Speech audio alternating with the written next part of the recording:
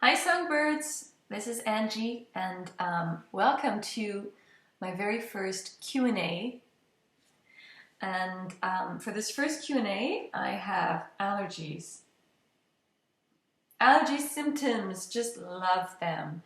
And so today's Q&A is not about that, but hopefully we will have a Q&A about that very soon. We need to talk about it. And right after this session, I'm going to go and do a nasal rinse and clear up this yuckiness. So, sorry about that. This is brand new, a Q&A only for you, songbirds. And these first two subjects that I will be treating are questions that I receive from some of the clients that I work with in my studio. But the floor is now open to anyone in the singing community who may have some questions for me regarding singing, of course. But it can be anything at all regarding singing or performance in the singing world. No matter how silly, I will do my best to respond, songbirds. So, how to correct a breathy tone or an overly breathy sound? And this can also go along with how to get more power in the voice.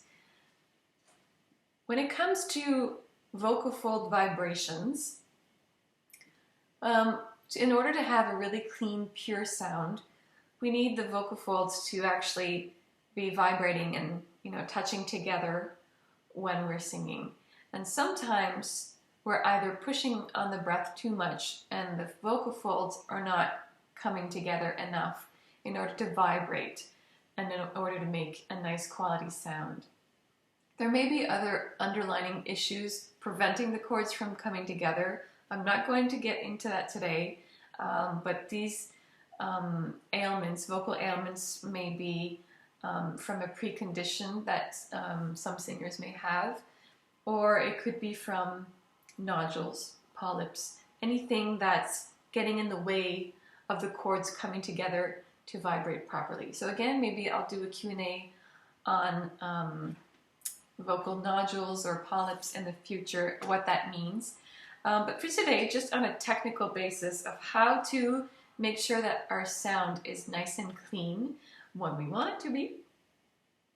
Because I know I don't always sing with a very clear sound. Sometimes I like to play around and purposely make my sound breathy. We want to be careful about how often we do this though, because it can be tiring on the voice.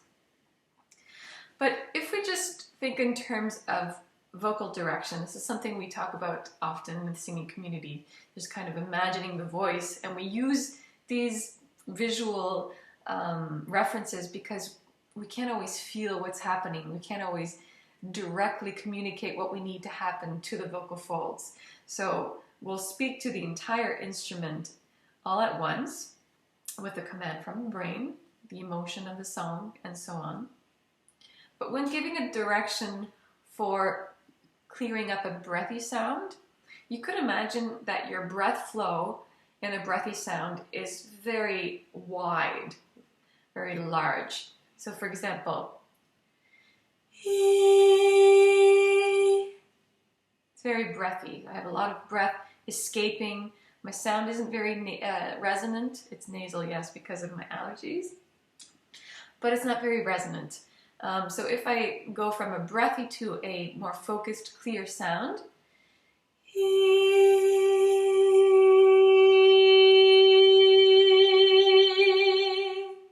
and if I reverse,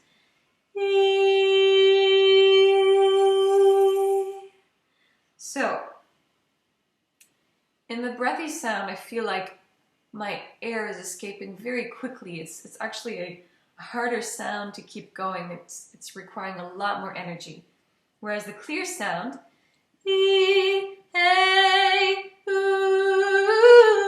is easier. I feel like I'm managing my breath a little more and that I can keep singing for a longer period of time. And this is a sound that's nicer on the voice. The vocal folds love to be in the vibration position where the voice has a nice little vibrato and a clear sound. But again, sometimes we'll change it up just to bring effect into a phrase, or depending on what's needed in the song for the emotions and so on. But getting back to clearing up a breathy sound, you want to make sure that your breath support is in place. So singers, you should know what I'm talking about here when I talk about breath support. And if not, then let me know and we can go into it a little bit further.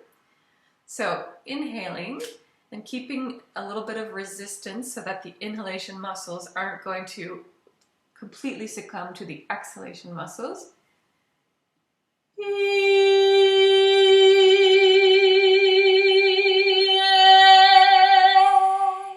There, I just let go at the end. Okay, so going back and forth to show you some examples. Another thing that you can focus on is your nasal resonance. I'm getting a lot of that today, and I'm feeling completely stuffed up. So if you have a cold or if you have allergy symptoms like me, you could think of maybe putting your voice a little more into that area, and it's going to help connect with your resonators and clear up the sound. He is not here at all. It's just escaping completely. You may even feel like it's still a little bit in the throat, but we want to connect with our tiny breath stream, that flow of air that's getting more and more precise, like a laser beam, and also maybe connecting with the sound going through your resonators.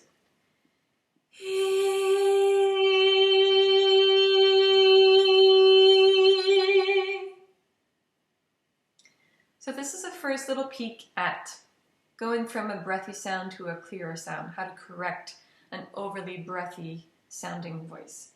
Let me know if you would like more details on this, and please feel free to send me your questions. I'm new at this, so I'm testing things out. Don't be shy to give me your comments if you have any suggestions on how I can make this more helpful for all of you. So this is a shout out to all the singers that I know and that I see in my studio and abroad through Skype, and also to anyone new coming in to see what's happening here. Please feel free to send in your question or comments, and hopefully I will get to you very soon. So take care, songbirds. Ah! What was that?